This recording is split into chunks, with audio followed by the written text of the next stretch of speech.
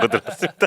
이 영상은 백진삼의 후원을 받아 제작하고 있습니다. 한삼 건강식품 전문 브랜드 1위 바로 백진삼입니다. 네, 백진삼 어떤 분들이 드시면 좋으냐? 건강 관련 제품을 드시고 효과가 없는데, 그리고 기운 없고 체력이 딸리시는 분, 난 것 같아. 잠을 자도 늘 피곤하신 분, 난 것 같아. 입맛이 없으신 분, 네, 이런 분들께 강력하게 추천을 드립니다. 백진삼 품질에 대한 자신감으로 섭취 후 7일 이내에 효과가 없을 시 100% 환불을 해드리고 있습니다. 아래 고정 댓글 확인해 주세요. 안녕하세요, 뻘만찬 기자들입니다. 1월 셋째 주 주간 썰입니다. 만 기자가 태국 전지훈련 취재 관계로 저 혼자 자리를 하도록 하겠습니다. 양해해 주시고요. 다음 주에는 또 제가 베트남 전지훈련을 가가지고 아마 만 기자가 혼자 찍지 않을까 싶은데요. 어쨌든 제가 완전체가 되는 순간부터 이제 또 시즌이 얼마 남지 않았기 때문에 또 이제 구단별 또 스쿼드 정리가 이제 들어가야 될 것 같아요. 일단 그때까지 주간 썰은 꾸준히 이어질 거고요. 이번 주 이야기부터 시작하도록 하겠습니다. 가장 주목을 받았던 이야기죠. 이청용 선수가 결국 잔류했습니다. 가고시마 전지훈련에 합류를 했는데요. 이로써 올겨울 계속된 이청용 사가는 결국 해피엔딩으로 마무리가 됐습니다. 저희가 멤버십에서 풀어드렸지만 다시 한번 정리를 하도록 하겠습니다. 울산이 지난 일본 1차 전지훈련 명단을 내서 이청용 선수 이름을 제외하면서 사실상 결별의 뜻을 좀 전했습니다. 앞서 1년에 사건이 좀 있었어요. 코치와 갈등도 있었고 시즌 종료 후에 팬미팅 문제까지 구단이 이청용 선수에게 좀 실망한 것도 맞았고요. 또 올 시즌은 또 부진했던 경기력, 또 울산의 세대 교체 의지 등이 반영된 결과라고 봐야 될 것 같은데요. 홍명보 감독과 이청용은 울산이 일본으로 떠나기 전에 대화를 나눴지만 전향적이었던 홍명보 감독과 달리 이청용 선수가 구단이 원하는 태도 변화를 보이지 않은 것으로 알려졌습니다. 구단 내부에서는 이청용과 함께 갈 수 없는 것이 아니냐라는 기류로 좀 흘렸고요.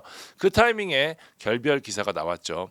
이때 이청용이 완벽하게 떠난다고 보기에 좀 이른 시점이었던 게 일단 홍명보 감독이 문을 완전히 닫지 않았고요. 이청용 선수 역시 잔류를 우선시했었습니다. 이청용 측이 그 보도에 상당히 좀 당황했다고 해요. 이청용이 은퇴의 뜻이 전혀 없었거든요. 그러니까 혹시 모를 상황에 타팀도 염두에 두고 있기는 했었지만 울산을 나온다는 거는 혹시라도 타팀 이적이 제대로 되지 않을 경우에 불명예 은퇴의 가능성도 좀 있었던 상황이었거든요.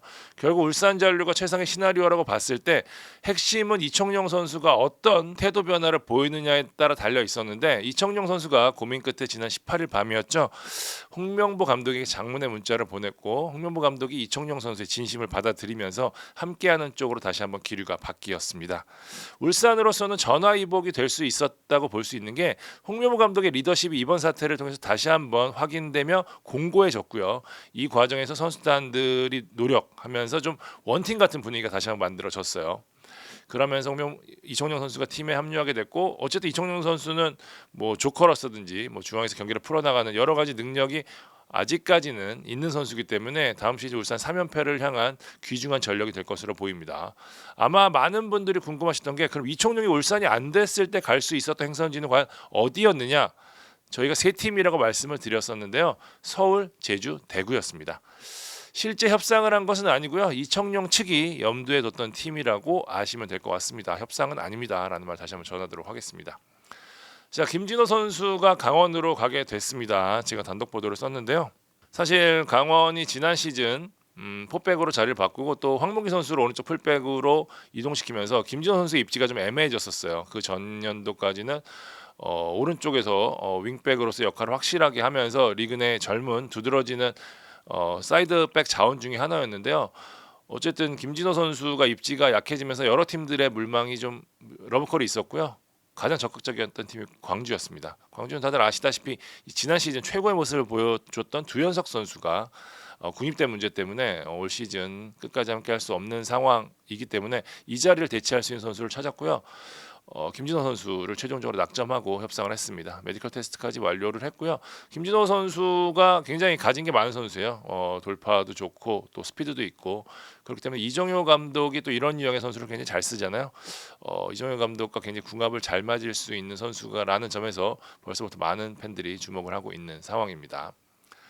자, 고영준 선수의 거치가 드디어 결정이 났습니다. 올겨울 내내 유럽행 어디로 갈 것이냐에 대한 이야기가 많았었는데요. 파르티잔, 세르비아의 파르티잔 행이 확정이 됐습니다.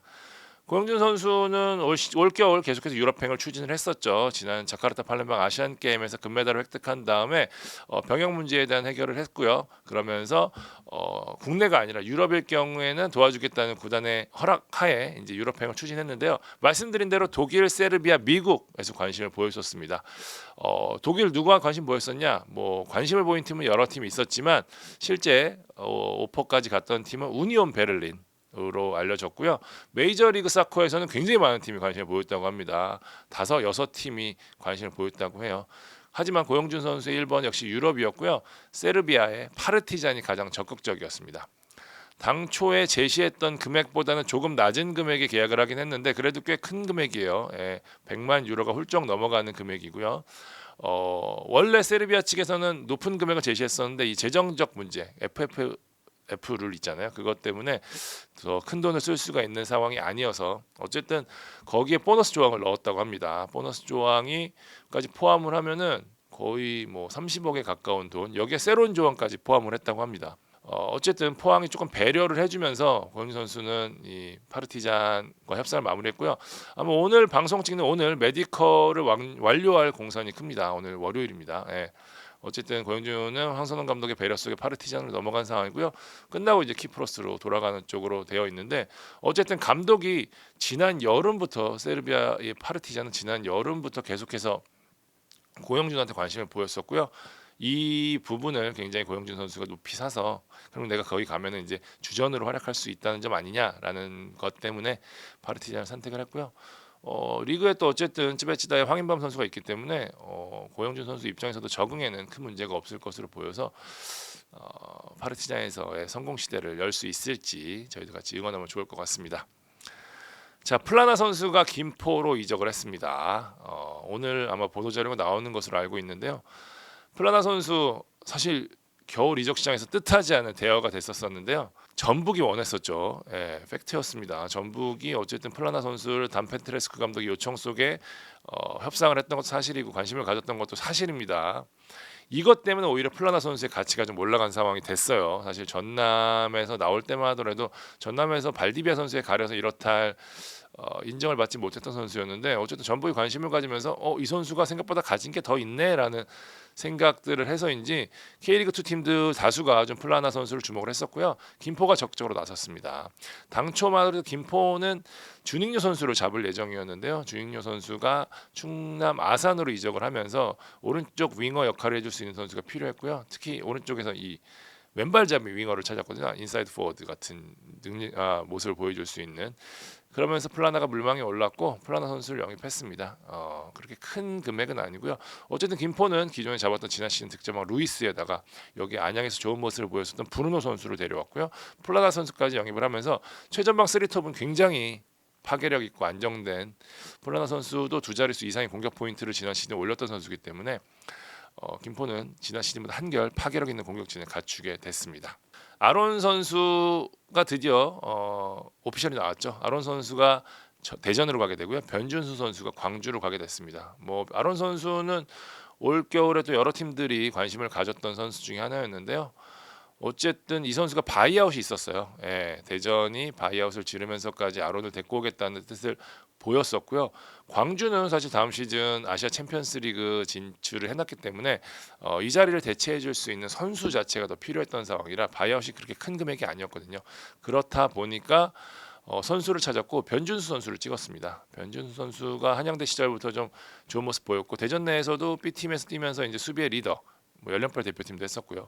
그런 모습을 보여줬던 선수이기 때문에 하지만 올해 U22세 이하 룰에 이제 적용이 되지 않고 또 이 자리에 또 지금 아론 들어오고 또 홍정호 선수 영입했기 때문에 변준수 선수 또 여름에 또 누구죠?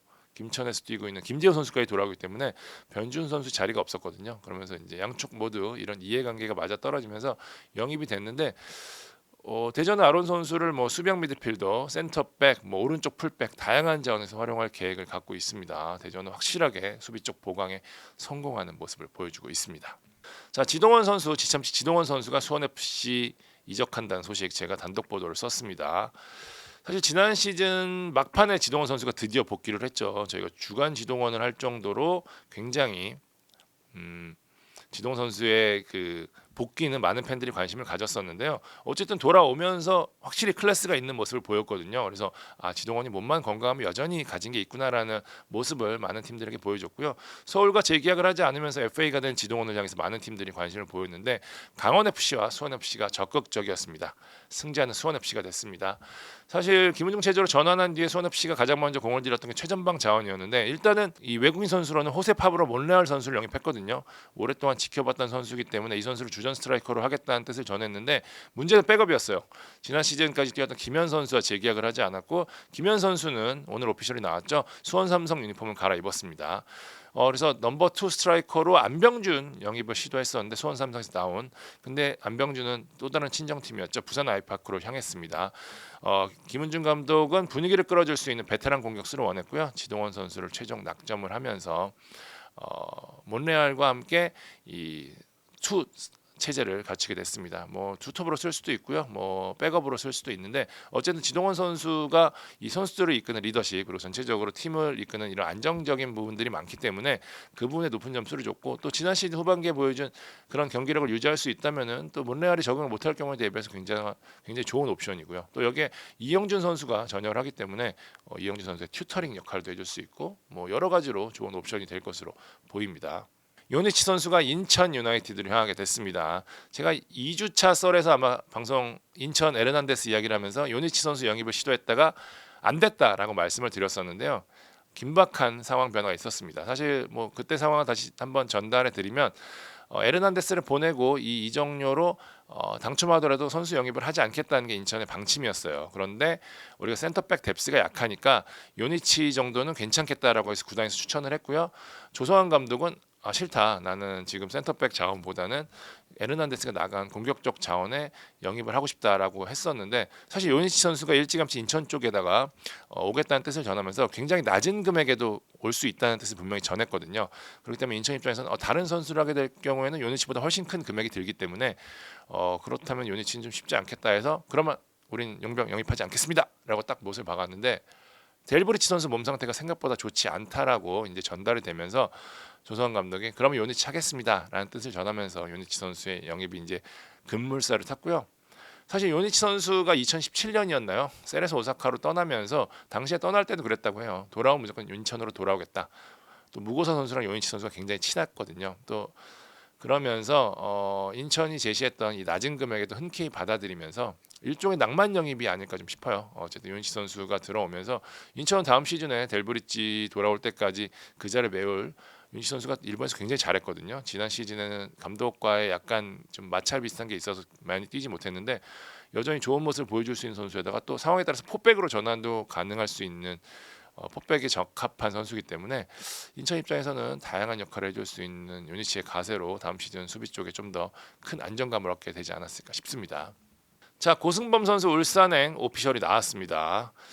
뭐 말도 말고 탈도 많았는데요. 제가 단독 보도 일찌감치 썼었는데 박경원 단장이 들어오면서 이 기류가 좀 묘하게 꼬인 것이 아니냐라고 해서 이제 가지 못할 수 있겠다는 얘기들이 돌았는데 사실 수원 내부에서는 고승범 선수는 보내겠다고 했었습니다. 예.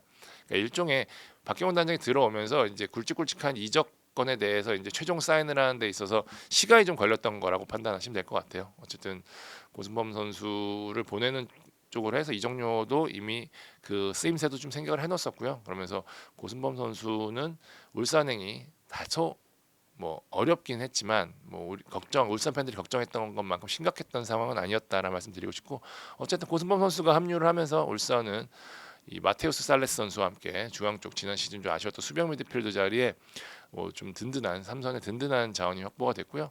아쉽게 어쨌든 울산 쪽에서는 그 역대급 오피셜을 준비했다고 하는데 그게 좀 미뤄진 게 조금 아쉬웠을 것 같은데 어쨌든 고승범 선수는 무난히 합류하면서 울산의 3연패에 큰 힘이 될 전망입니다. 아란 선수 수원FC 행이 확정이 됐죠. 오피셜이 나왔습니다. 제가 이거 한 9월쯤에 아란 선수 수원FC 온다고 얘기 드렸었는데 일찌감치 양쪽이 교감을 했었고 협상도 다 끝났던 상황입니다.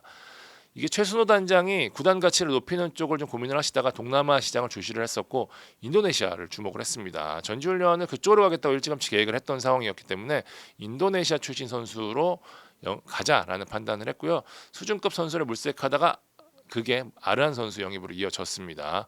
연령별 대표로 다 잘했었고요. 2022년에 J2 도쿄 베르디로도 이적을 했었고 뭐 많은 경기를 뛰지 못했지만 어쨌든 인도네시아 내에서는 굉장한 슈퍼스타. 그러니까 잘생긴 외모 때문에 이 아스나이 선수보다도 팔로워가 더 많다고 해요. 어쨌든 아란 선수가 이번 또 아시안컵에서도 롱스로잉이나 뭐 여러 가지 측면에서 좋은 모습 보여주면서 가치를 좀 입증을 했고요. 손없이 창단차 동남아 선수거든요. 아란 선수를 적극 활용한다는 계획이고 어쨌든 좌우 쪽에 손없이가 어쨌든 나이 많은 선수들이 좀 꽤 있기 때문에 아란 선수가 적지 않은 출전 시간을 좀 부여받게 되지 않을까 싶습니다. 김은중 감독도 이 선수에 대한 가치를 좀 지금 높게 보고 있는 상황이고요. 김정민 선수가 제주 유나이티드로 향했습니다. 참 이름값 대비해서 좀 잘 크지 못했는데요. 어쨌든 학범순이 옛 제자와 재회를 한 상황입니다. 아시다시피 김정민 선수는 자카르타 팔렘방 대표팀에서 함께를 했었고요. 당시 뭐 핵심은 아니었지만 금메달을 일조도 했었죠. 김정민 선수 뭐 어린 시절에는 제2의 기성용으로 불리면서 뭐 거의 고등학교 무대를 씹어 먹었는데요. 뭐 잘츠부르크, 비토리아 같은 유럽에서도 뛰었고요. 하지만 기대만큼 성장을 하지 못하면서 2021년이었죠. 강원으로 이적하면서 K리그로 왔는데 부산, 안양 등에서 좀 부침 있는 모습 보였거든요. 학범순이 다시 좀 부활시켜 주겠다며 김정민의 콜을 했고요. 김정민도 그 말을 믿고 제주가 택했습니다. 제주가 지금 김봉수 선수가 입대를 했고요. 이기혁 선수가 강원으로 갔거든요. 그래서 중원 쪽에는 지금 최영준, 구자철, 김건훈 선수까지 있는데 어쨌든 숫자가 부족한 상황에서 김정민 선수가 어쨌든 일부에서 아직까지 확실한 모습을 보여주지는 못했지만 그래도 박범순이 픽을 한 선수이기 때문에 어느 정도 출전 시간을 부여받으면서 부활의 날개짓을 하지 않을까라는 생각이 좀 드네요. 자, 최경록 선수가 광주를 이적을 했습니다. 12월 말이었던가요? 그때 달순에 나와가지고 1층에서 만났던 선수가 있다라고 하고 저희도 감독님 이정효 감독님 인터뷰했었을 때 그 선수가 누구냐 물었더니 얘기를 안 했는데 그게 바로 최경록 선수였습니다. 최경록은 아주대 시절 이정효 감독의 애제자 아주 유명을 했고 독일 진출 후에도 연락을 계속 하고 있었다고 해요. 이정효 감독이 함께하자는 말에 유럽 생활을 정리를 하고 K리그로 돌아온 건 아니죠. K리그로 왔습니다. 최경록 아주대 중퇴하고 독일로 넘어가서 이 장크트 파울리로 갔었고요. 거기서 이제 유스팀 계약을 했다가 1군으로 와서 이제 계속 뛰었고 이후에 이제 카를루스어에서도 뛰었고요. 뭐 레버쿠젠 오퍼도 받았던 것을 기억을 하는데 어쨌든 그렇게 주목받는 유럽 리거는 아니지만 꾸준히 내실을 다졌고 가진 게 많다는 평가 속에 몇몇 K리그 팀들의 러브콜도 있었거든요. 그간 거절해 왔었는데 이번에는 이정효 감독의 페로몬에 이끌려서 한국으로 왔습니다. 이선 전 포지션을 소화할 수 있어서요. 정효볼의 천병 역할을 하지 않을까 어쨌든 그런 내부적인 기대를 하고 있더라고요. 네, 저희가 셋째 주 있었던 썰 정리했습니다. 만 기자가 없어서 혼자 하다 보니까 좀 재미가 없네요. 네, 어쨌든 여러분들은 재미있게 봐주시고요. 저희 넷째 주 또 준비를 해서 방송하도록 하겠습니다. 지금까지 볼만찬 기자들이었습니다. 감사합니다.